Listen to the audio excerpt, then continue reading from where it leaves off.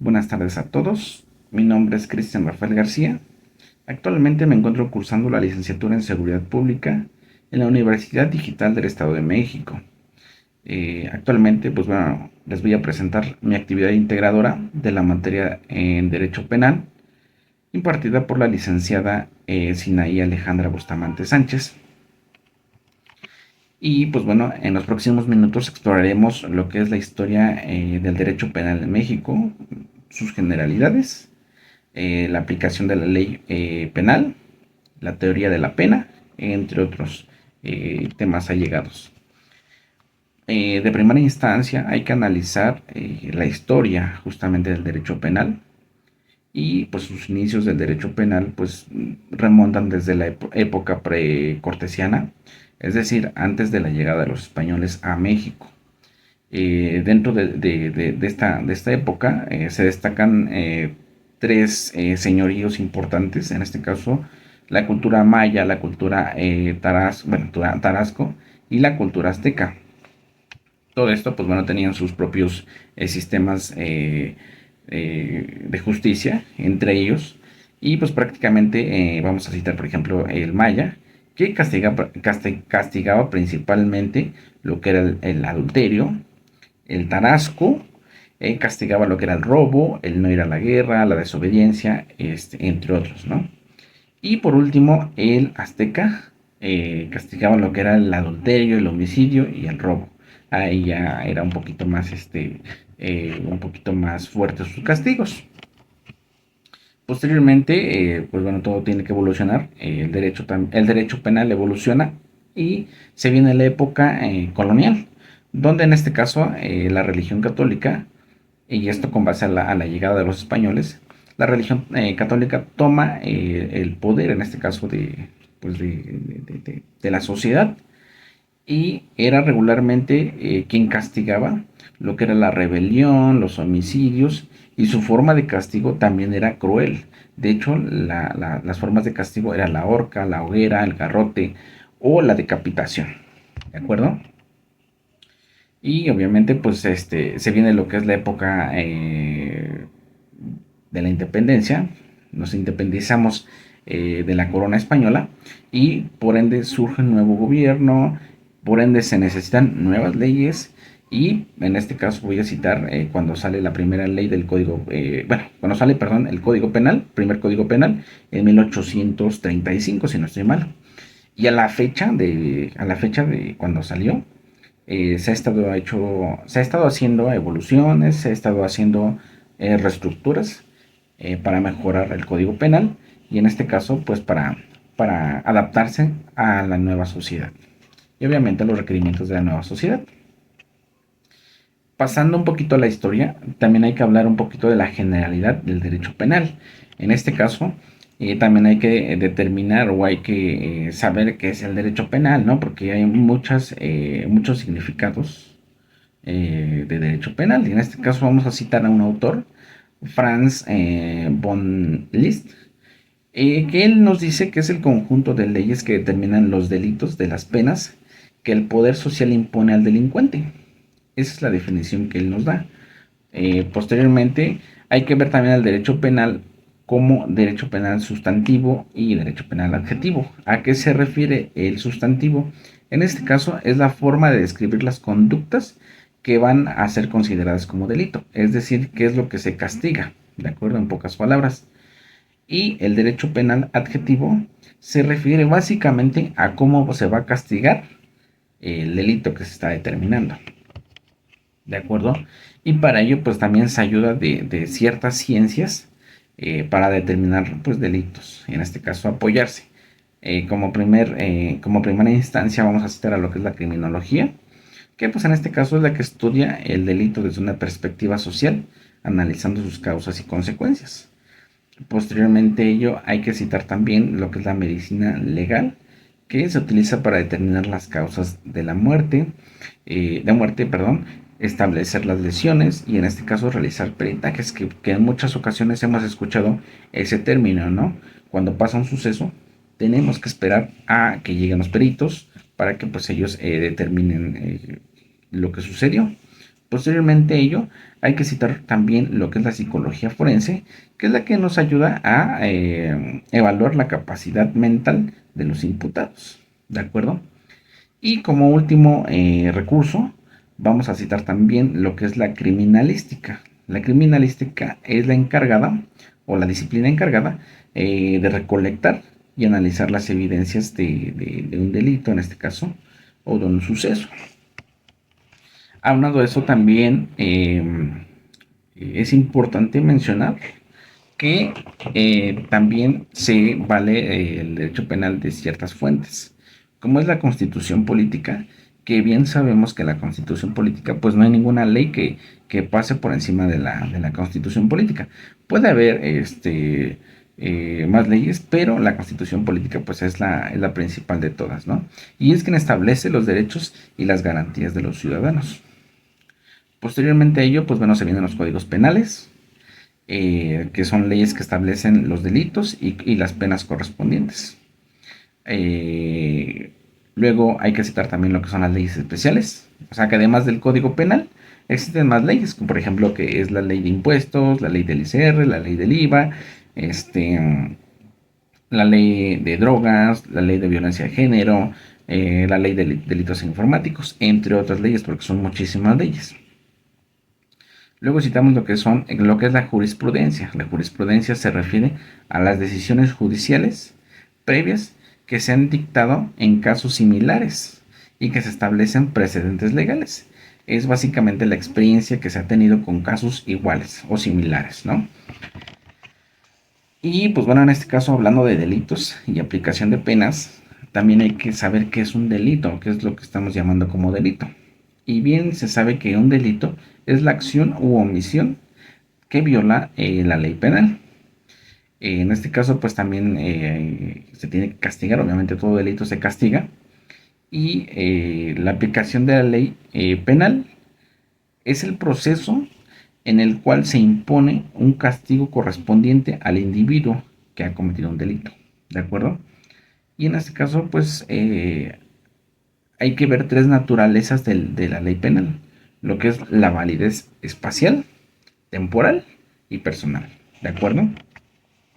Como validez espacial, pues la ley aplica en el territorio determinado, sujetándose a la jurisdicción. En este caso, por ejemplo, si se comete un delito que está dentro del Código Penal Federal, pues bueno, se va a castigar con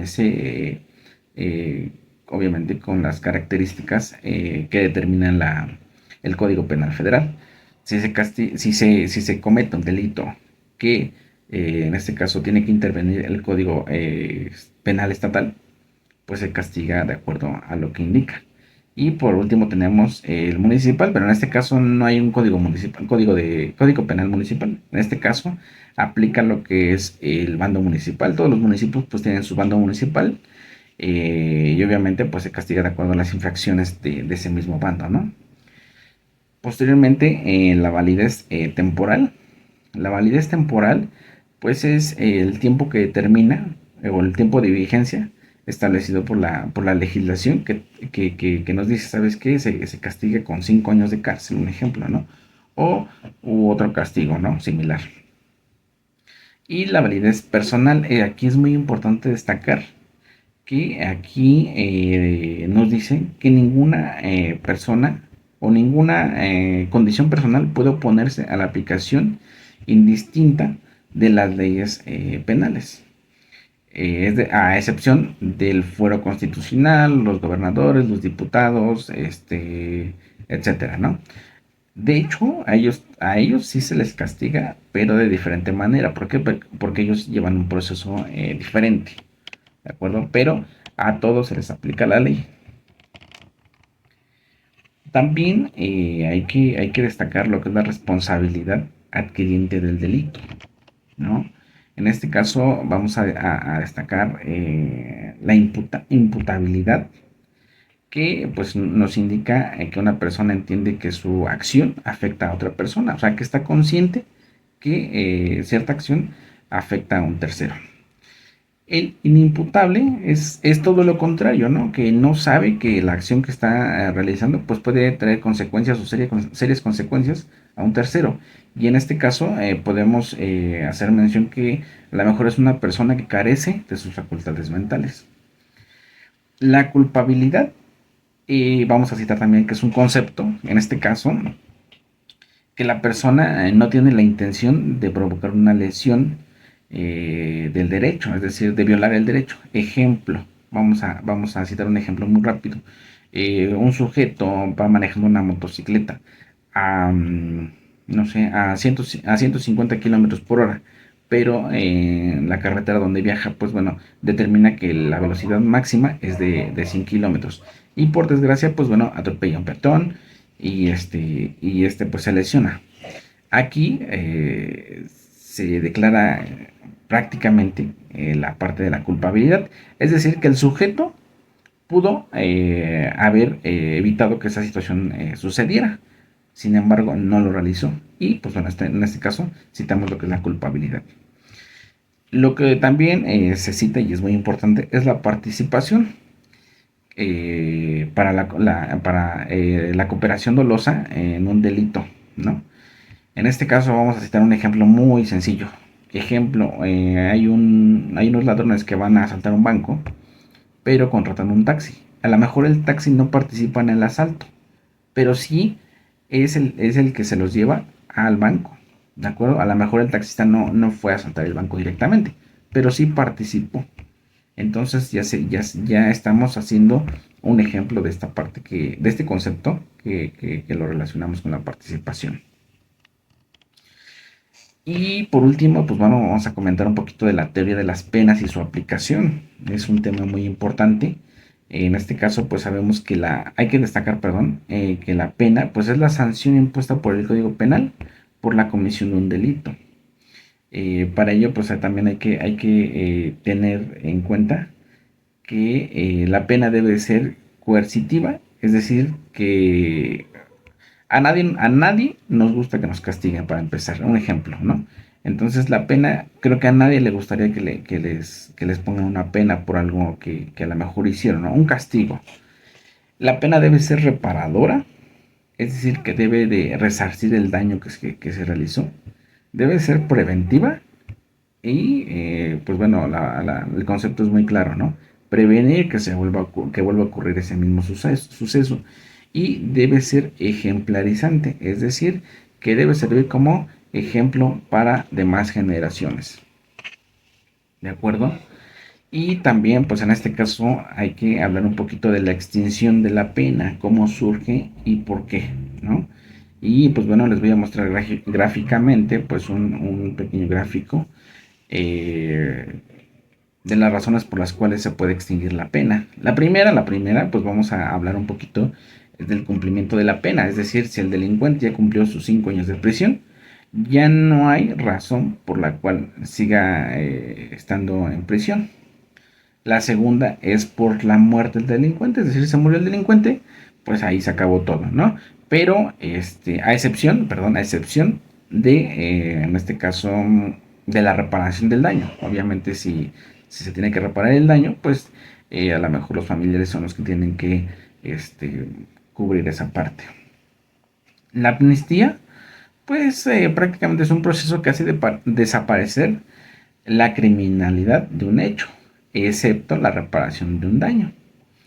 Y posteriormente tenemos lo que es el indulto, que es como si no hubiera, como si la pena se hubiera cumplido, pero obviamente se va a quedar ese delito, ¿no? Ese robo, un ejemplo, vamos a citar un robo, ese pequeño robo, un ejemplo, ¿no? En este caso, también como próximo punto, el perdón del ofendido, es decir, que el imputado logra que le cedan o que le den el perdón, pues bueno, ya con eso, pues bueno, se logra la extinción de la pena. Por otra parte, también hay que hablar un poquito de la rehabilitación.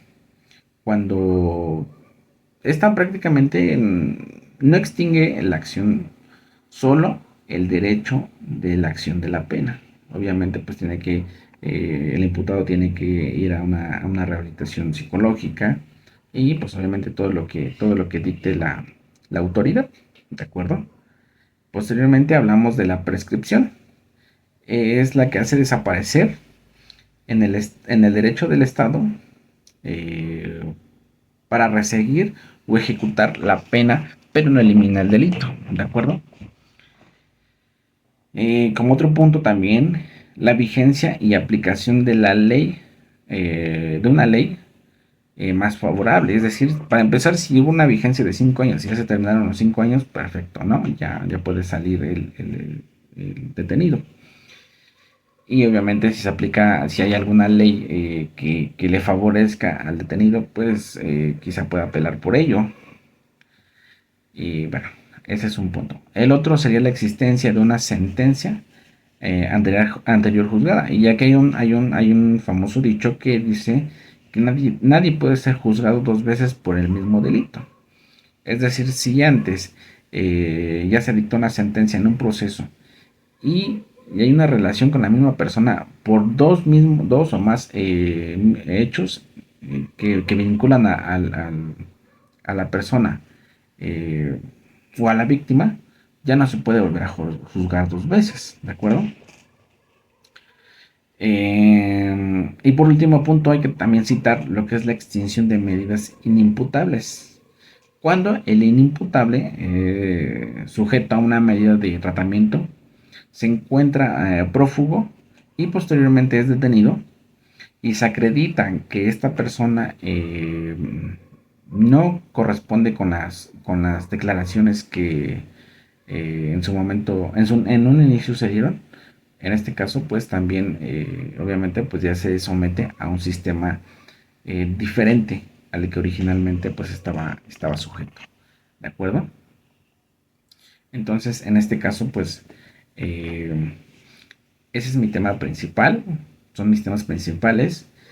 De mi parte, pues bueno, yo he disfrutado mucho todo este tiempo que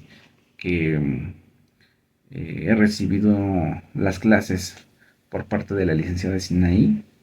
Agradezco cordialmente, pues bueno, la atención prestada y pues bueno, yo hice lo mejor que tenía y lo mejor que tengo y que están a mis manos con todos los recursos disponibles. Y quiero agradecer profundamente, pues bueno, en este caso por darme la oportunidad de poder eh, disfrutar de esta licenciatura, de poder crecer como ser humano, como profesional. Y pues bueno, espero que este sea el inicio de muchas actividades. Gracias.